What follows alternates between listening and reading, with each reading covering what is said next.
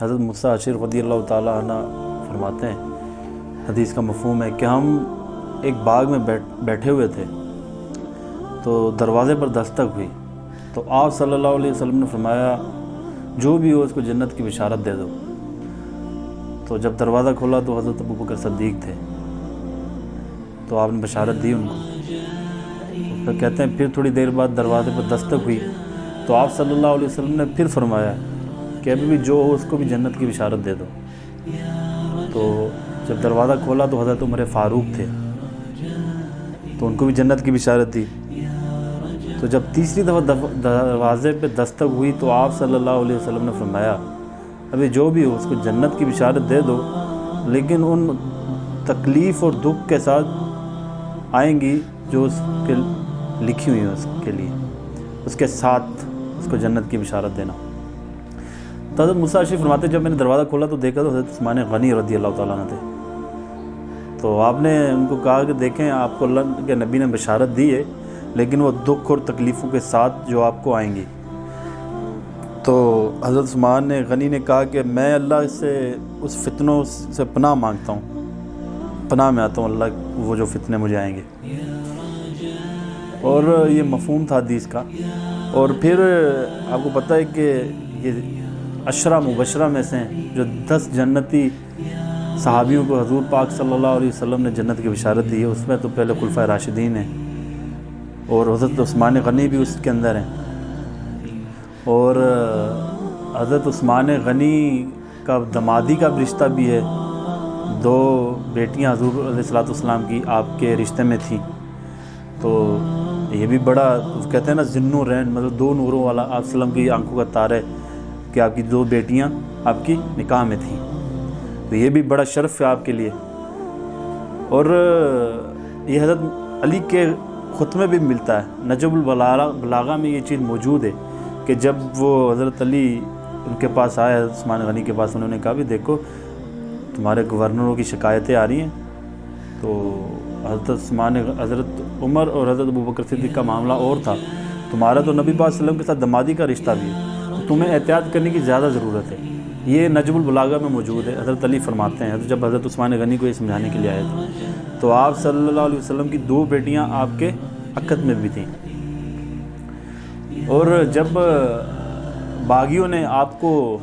گھر میں بند کر دیا، اور یہ بڑی شان ہے آپ کی کہ آپ نے صبر کیا، حالانکہ خلیفہ تھے اس ٹائم، آپ ایک حکم دیتے تو وہ کتنے تھے 300-400 ملتا ہے روایتوں کے اندر، واللہ عالم کتنے، تھوڑی سی تعداد ان کی کم تھی، تو آپ ایک حکم دیتے تو وہ آگے پیچھے تتر بتر کر دیتے ان کو، مگر یہ کہ آپ نے صبر کیا اور آپ نے مدینہ باغ میں خون ریزی نہیں ہونے دی، آپ نے صبر کیا۔ یہ بڑی بات ہے کہ ایک بندے کے پاس اقتدار ہے، ایک بندے کے پاس پاور ہے، اور وہ اس چیز کا استعمال نہیں کر رہا، صبر کر رہا اللہ کے لیے۔ تو پھر انہوں نے ادھر خطبہ بھی دیا نا اپنے گھر کی چھت کے اوپر، کہتے ہیں چڑھ کے، روایتوں میں آتا ہے مفہوم ہے، تو گھر کی چھت پہ کھڑے ہو کے کہنے لگے کہ میں تمہیں اللہ کی قسم دیتا ہوں، مجھے بتاؤ کہ جب مدینہ کے میں ہجرت کی تھی تو مسلمانوں کو پانی کی بڑی قلت تھی، تو آپ صلی اللہ علیہ وسلم نے فرمایا تھا کہ کون ہے جو مسلمانوں کی پانی کی ضرورت پوری کرے، مفہوم ہے حدیث کا، اور جنت میں ایک بہتر کون ہے جو اس کے اندر مسلمانوں کے لیے کنواں لے کے دے اور جنت میں ایک بہتر کنواں لے، اس طرح حدیث کا مفہوم ہے۔ تو حضرت عثمان فرمانے لگے پھر میں نے جو ہے وہ کنواں لے کر دیا، مسلمان اپنے حلال مال میں سے وقف کیا، تو سب لوگوں نے کہا بالکل ہم گواہی دیتے ہیں ایسا ہی ہے۔ اور پھر فرمایا کہ پھر جب ایک موقع آیا کہ مسجد نبوی کی توسیع کا موقع آیا تو آپ صلی اللہ علیہ وسلم نے کہا کہ کون ہے جو مسجد نبوی کے لیے جگہ لے کر دے اور جنت میں ایک بہتر اس کو خطہ جگہ ملے، یہ حدیث کا مفہوم ہے۔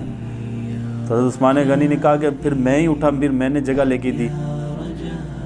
تو لوگوں نے کہا بے شک ایسا ہی ہے۔ اور پھر تیسری جگہ فرمایا کہ جنگ تبوک کا جب موقع آیا اور نبی پاک صلی اللہ علیہ وسلم نے چندے کا بولا، حکم دیا، اور پھر میں 1000 دینار حضور پاک صلی اللہ علیہ وسلم کی جھولی میں لا کر ڈالے، حضور پاک صلی اللہ علیہ وسلم پھر دیناروں کو اس طرح کرتے تھے، وہ چھالتے تھے اور پھر کہتے تھے کہ عثمان जन्नती है और आज के बाद जो कुछ करे, तो ये मफ़हूम है हदीस का। तो उन्होंने कहा बिल्कुल ऐसा ही है। तो ये कौन गवाही दे रहे हैं? जो आपके मुखालिफिन हैं। मतलब वो मुखालिफिन कौन थे? जो साहबा भी थे बीच में, तो उनको ये पता था इन चीज़ों का। मगर हज़रत उस्मान का आप सब्र देखें कि आपने एक हुक्म की मार थी वो सारे, मतलब एक हुक्म देते तो सबको वो तितर बितर करवा देना था, मगर आपने सब्र किया और सब्र का दामन हाथ से नहीं जाने दिया और तकब्बुर में भी नहीं आए कि यार खलीफा को तुम मतलब इस तरह करते हो और अपना जो है, जिस तरह ज़ाहिर सी बात है बनु उमैया ने किस तरीके से जुल्म ढाएँ अहले बैत के ऊपर और मुसलमानों के ऊपर, अपनी इक़्तिदार का नाजायज़ फ़ायदा उठाया उन्होंने। मगर हज़रत उस्मान गनी माशाल्लाह बनु उमैया में से ही थे, जो उन बनु उमैया के लोगों की बात कर रहा हूँ, जो जैसे यजीद थे और हज्जाज बिन यूसुफ वर्गे जो लोग थे, इनकी बात कर रहा हूँ। ऐसे तो हज़रत उमर बिन अब्दुल अज़ीज़ भी बनु उमैया में से थे, फिर हज़रत उस्मान गनी भी बनु उमैया में से थे, हज़रत अमीर मुआविया रज़ियल्लाहु ताला अन्हु भी बनु उमैया में से थे। और ये हमारे सरदार हैं, उनकी बात कर रहा हूँ जो मतलब गलत लोग थे। तो ये मतलब हज़रत उस्मान गनी की माशाल्लाह सब्र है और अल्लाह ताला ने, और ये अल्लाह ताला उनको उनके दर्जात बुलंद करे, उनके सदक़े हमारी भी मग़फ़िरत करे। आमीन सुम्मा आमीन।